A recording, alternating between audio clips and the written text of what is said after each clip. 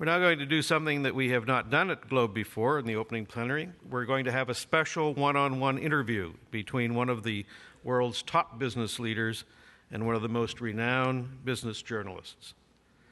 Hans Engel is the chairman and CEO of BASF Corporation and chief financial officer of BASF SE. Now, BASF calls itself the chemical company, but it is far more than that.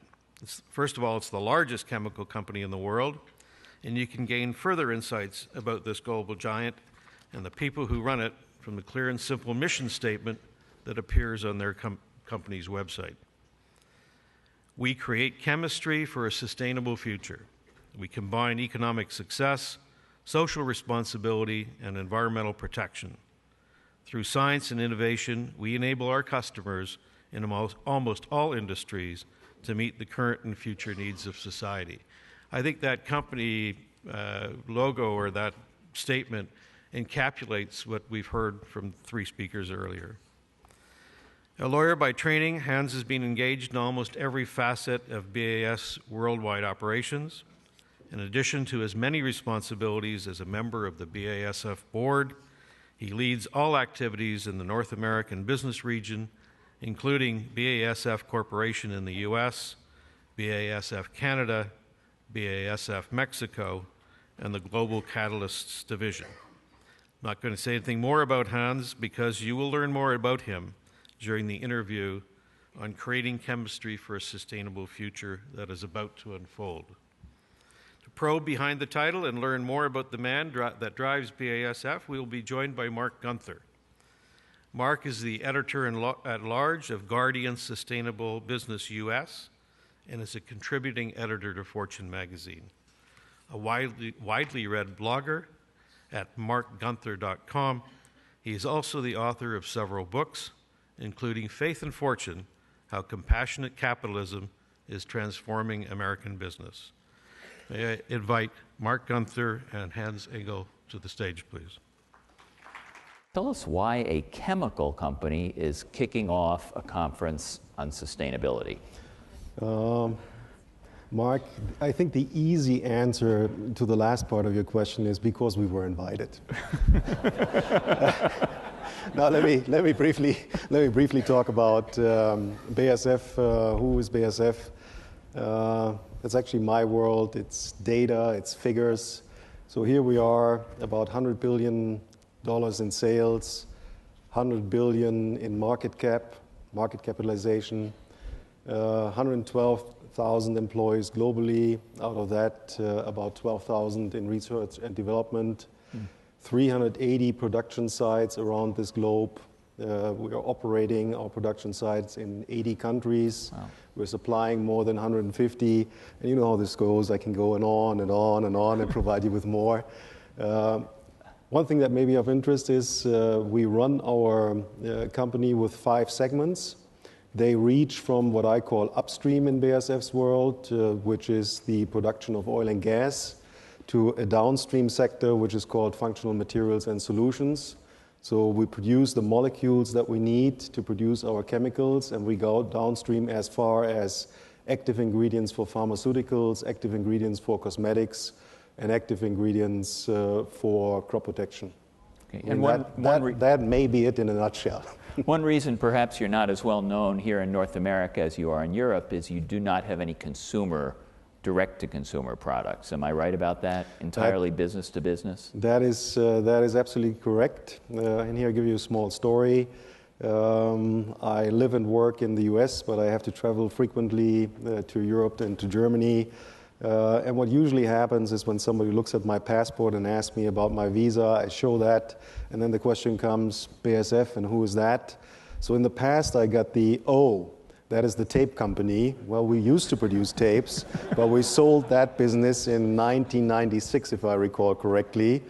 And what I'm now getting more and more often is the, oh, you're the company that does not make the products we buy, but the company that makes the products we buy better, which is unfortunately a slogan that we used to use in the US till about 5 years ago. Change comes slowly, I guess. So seriously, chemicals come from oil for the most part. oil is a finite resource. Sustainability typically is defined to mean you can continue to do it forever without depleting your resources. So how do you square the idea of sustainability and a petrochemical-based company? Yeah, Marc, oil and other hydrocarbons, so condensates, natural gas, are indeed the basis for chemical production. About 2/3 of the raw materials that are used in our industry are hydrocarbons. Okay. Would you follow the Club of Rome? We would have probably stopped doing business sometime 5 or 6 years ago. Yeah. But as we heard in one of the earlier presentations, the reserves that are out there for hydrocarbons are significant. And we've seen the recent developments in Canada, but also in the US, what's called the shale gas revolution in the US. So raw material and reserves, from my point of view, are actually not the problem. But one of the problems that comes with using hydrocarbons as a key raw material for your production process are emissions, CO2 emissions. And that is something that we as an industry need to deal with. And I can tell you what we do as BASF. We have set ourselves specific targets for emission reductions. And we are forced to do that not only because it is environmentally the right decision, but also because it's economically the right decision.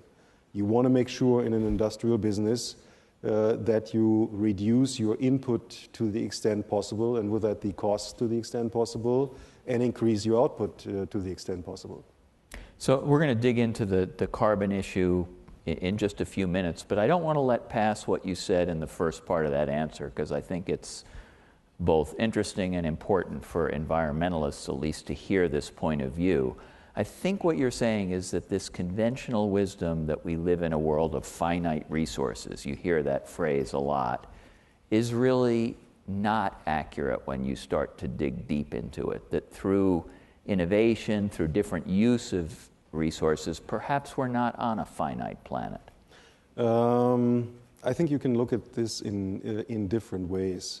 When we did the work that in the end led to our current strategy, which we call We Create Chemistry, and that led to our slogan and the company purpose, which is We Create Chemistry for a Sustainable Future, we came across, I would say, topics where you can definitely say that we are pushing against the limits. And where is that? We're using a picture that shows how many Earths we currently consume.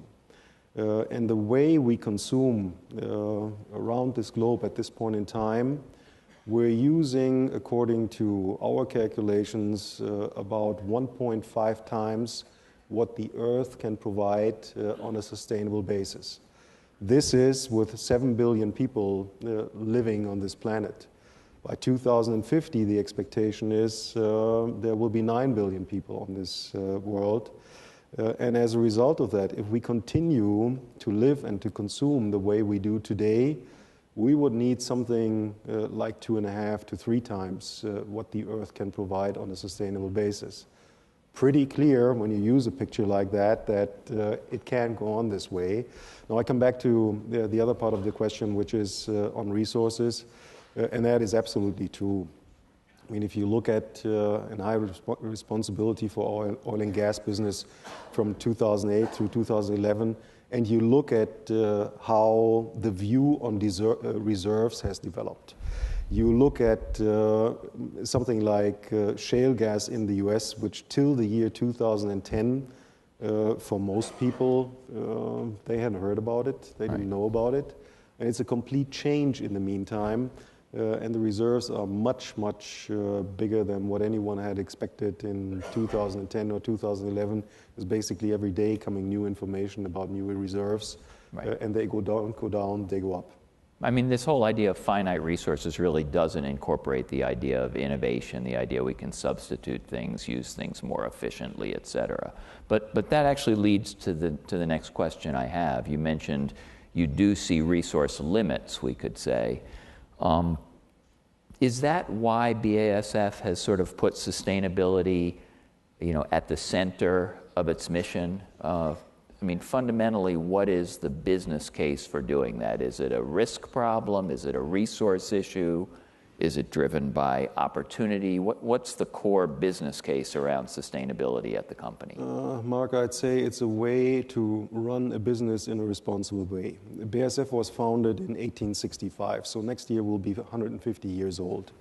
We've grown our activities year over year, as I mentioned earlier, roughly 100 billion in sales. You have to have the fundamentals in place to keep growing. You can't just look at what's the result of the next month, what's the result of the next quarter, or what's the result of the next year. In our business in chemicals, when you invest in a plant, and I'd say on average as BASF, when we invest in a plant, that is an investment in the order of magnitude of somewhere around 200 million. So you do your investment, and you don't do that in order to produce the next year and the following year. These are plants that are supposed to operate over a time period of 25, 30, up to 50 years. And with that thinking then also comes the question, how do you factor a sustainable model into your business operations? And this is what we try to do. And the way we look at it is we look at economic success on the one hand side, and then at balancing it with social and environmental needs on the other hand. So that's the model that we try to run. Well, let's try and bring it sort of down to a concrete or specific level. So this is your chance to do a little commercial. What are some of the products that you make that actually deliver compelling environmental benefits to your customers? I try to stay away from the commercial. But I'm inviting you, so go ahead. Even though that's difficult. And I give you maybe a number of examples for an industry that we are supplying. The biggest industry that we are supplying with chemicals and chemistry and chemical solutions and products is the automotive industry. That's about 15% of our sales. So in the order of magnitude of $15 billion revenue we make with the automotive industry. Now, what is the automotive industry all about? It's about letting you and me enjoy riding in a car. And you and me have the same thing on our mind. We don't like to pay an awful lot for the gas that we fill into what's usually our combustion engine. And where do we come in as chemical industry? We come in with lightweight, on the one hand side, with lightweight materials to allow cars to be lighter. That's one thing. The next thing that we have in our portfolio are automotive catalysts. Automotive catalysts reducing the amount of emissions. We have other products in our portfolio that help to reduce emissions, such as, for example, lubricants, which allow combustion engine to work in a more effective and efficient way, and through that emit less. I give you a different product example. That is one of our key products. We have a leading automotive coatings business, so paint that goes on cars. The classical paint that goes on a car is solvent-based. One of our strongest business lines is waterborne paint, where we replaced solvents with water to make the paint much more economically friendly. I'll give you a more recent example. Economically friendly or environmentally? Ecologically. So ecologically friendly. These are efficiency-driven products, fundamentally? These are, well, to a certain extent, they are efficiency-driven, but they are also ecologically driven.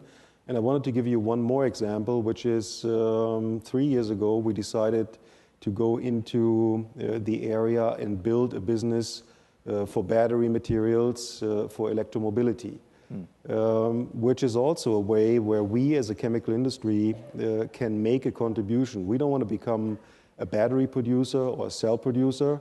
we want to play in an area where we can make contributions, and that is in cathode material and in electrolytes. It's all about increased energy storage in batteries. It is about better charge and discharge behavior, and that's where we think we can make a difference. So to the degree you said, I think you had over 10,000 people in R&D. So to the degree that you are able to develop these environmentally friendly or preferable products, are you being driven by demand from these corporate customers, or do you find you have to persuade them to take these products, particularly if the cleaner alternative might cost a little bit more? In other words, where are your customers on this sustainability journey? Are they ahead of you, behind you, about in the same place? I give you the classical lawyer answer, which is, it depends. And here is what we see. The closer our customer is to the end consumer, the more pull we feel for sustainable solution. The further away our customer is from the end consumer, the less concern is there about sustainable solution. But even having said that, it is quite different industry by industry. You have in our business, you mentioned earlier, we don't sell to the end consumer directly. We don't have consumer brands in our portfolio. Our business is a business-to-business business. And what we see is that even within industries, you have very different approaches. Part of our business is supporting oil field and mining industry.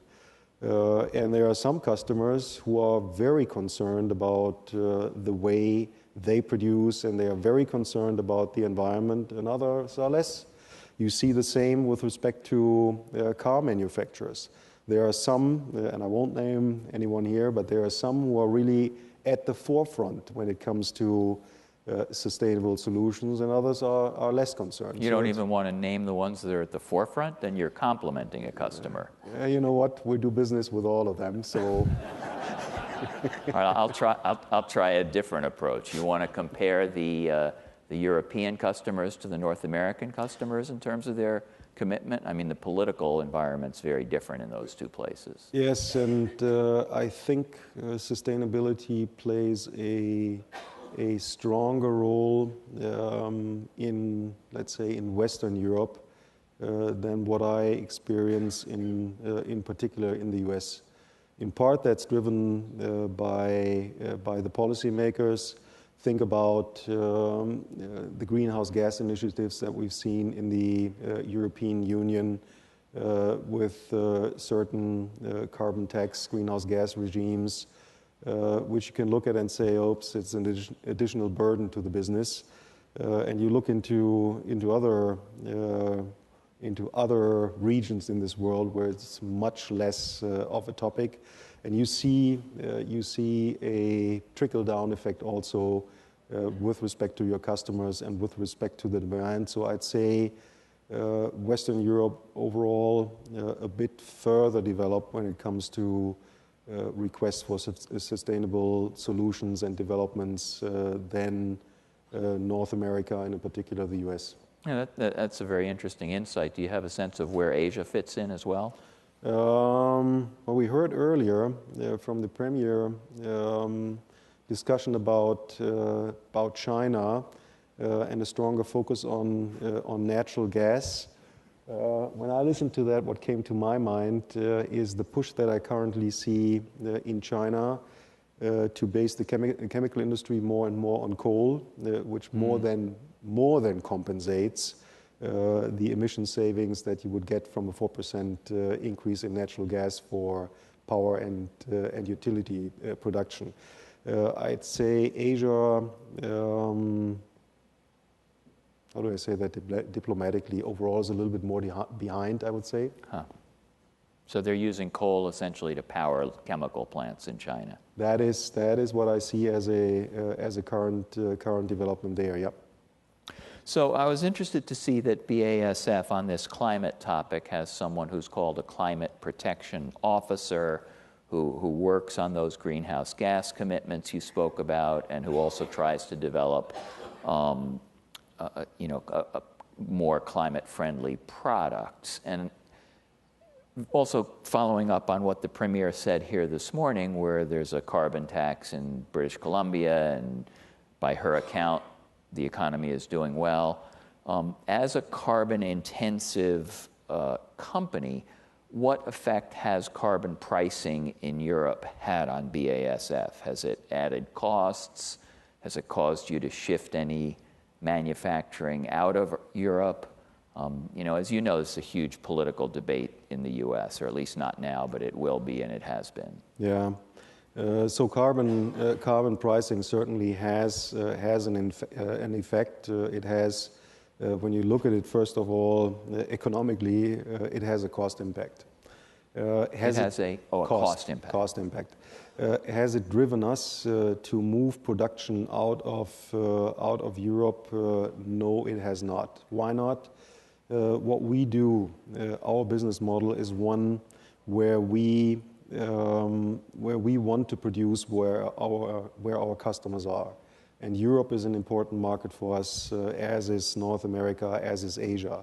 So our philosophy and strategy is one where we put our chemical plants where our customers are, because we believe that we need to be close to them, that the supply chains need to be short, and raw material prices and carbon cost are a factor, and are frankly also a factor that are driving innovations in BASF.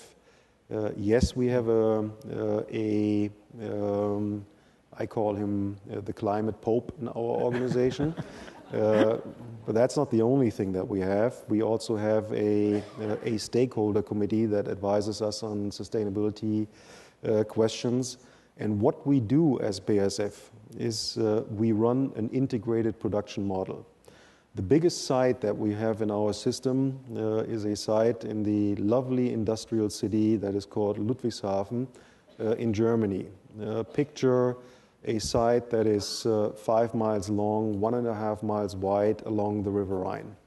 The biggest site, the biggest chemical site actually worldwide, not only for BASF, in the industry.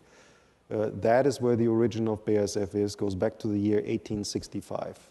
We're operating that in an environment where we have high factor cost all around. So the cost of labor is high, the cost of raw materials is high. You mentioned carbon cost, capital cost, pretty much the same all over the world now. But the two key factors for a chemical business are high in Germany. Nevertheless, we can operate that site. Why can we do that? Because we run this integrated model. That's a model where we have roughly 200 chemical plants at this site. Wow. Where one feeds off the other. So we're starting up there in the value chain, and then we're going all the way down. A byproduct that you have somewhere upstream will be used downstream. We're reducing infrastructure cost, freight cost through that model. We're reducing input cost, and we're reducing emissions significantly. That allows us to operate in a high-cost environment, and one where the governments also increase the cost occasionally, as through the cost of carbon. Now, carbon itself, what we are arguing is, what we would like to see is a global playing field. There are ways today to influence competition and to protect your industries, and one of them is, for example, the price for carbon. Europe is going one direction, the US is going another direction, and South America and Asia at this point in time are, in my words, leaning back and watching what's happening. Yeah. So a uniform environment, does BASF have a point of view when it comes to carbon pricing in North America, Canada, and the US? I mean, you can make it uniform by having pricing here or by taking away the pricing in Europe. Which kind of uniform do you mean? Good question. I think overall, addressing the social and ecological costs that the consumption of hydrocarbons have in a certain way, I think we can say that we agree with that. And it would be less a question of establishing a system where you take away here and add there. I would advocate a global and uniform system. Okay. So designed right, I think you're saying you would support carbon pricing if it's done globally. Correct. Have you considered taking that message to some of the big trade associations in Washington? Oh, we do. But occasionally, you know what, as a foreign investor, you tend to watch and be more careful and less outspoken. Okay. I'm sure there are a lot of environmentalists in this room who would invite you to speak out as a welcome guest here and in the U.S. So one other question on carbon, and then I want to turn to a couple of other topics in the time we have left. You have an impressive commitment of your own to reduce emissions by 40%, but it's an intensity commitment. It's 40% per ton of production. Some companies are now saying, you know, we need to do a more science-based absolute commitment, since that's essentially what scientists are saying the planet needs. So are you thinking about that? Is that something you would consider? Because if you grow the company by 40%, reduce your emissions by 40%, we're essentially, you know, it nets out to nothing. Yeah.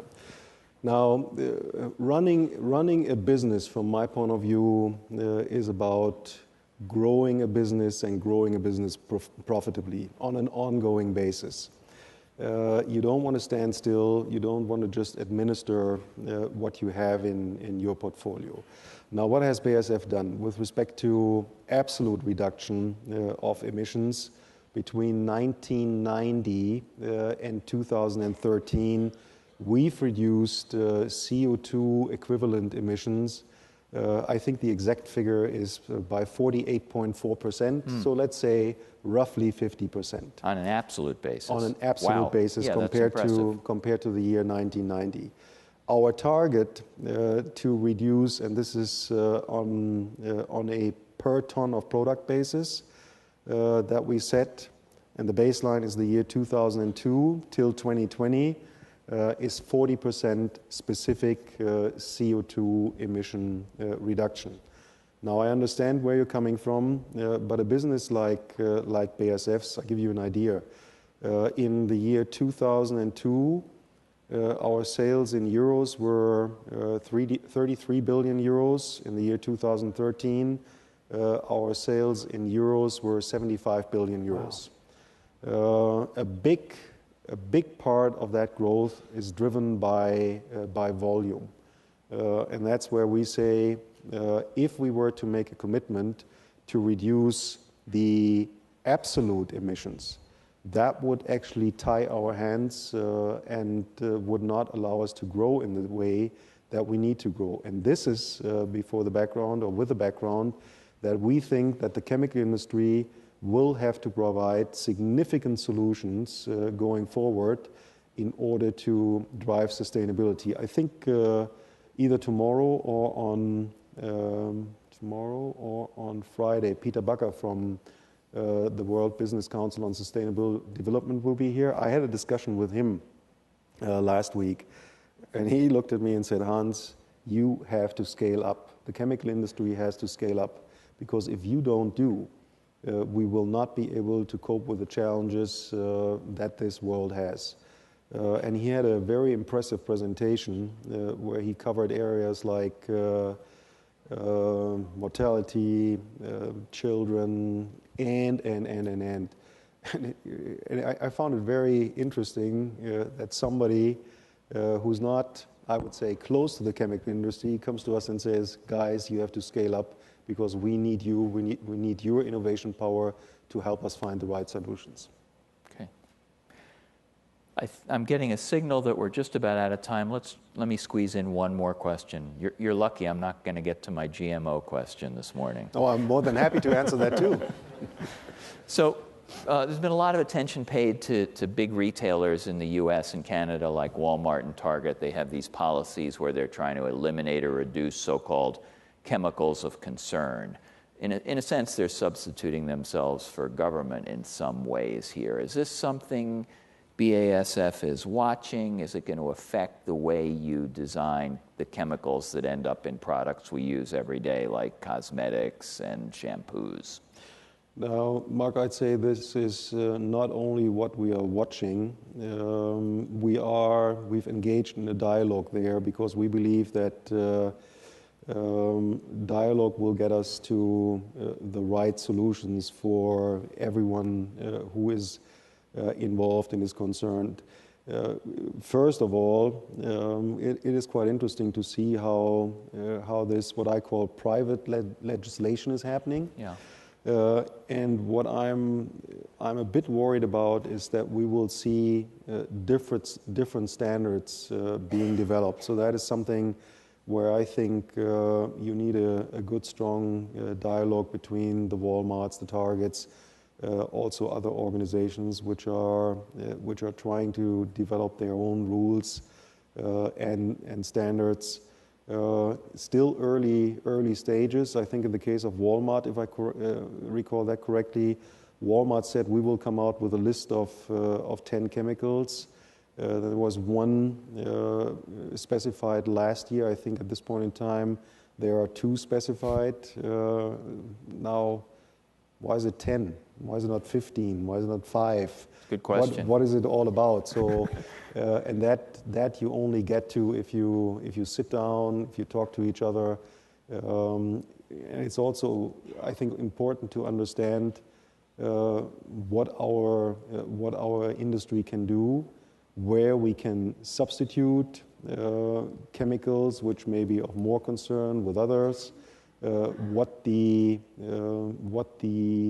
ecological, economic, and also social effects are.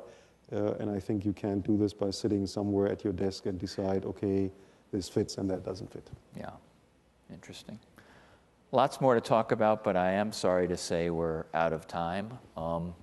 Please join me in thanking Hans Engel from BASF. Thank you very much.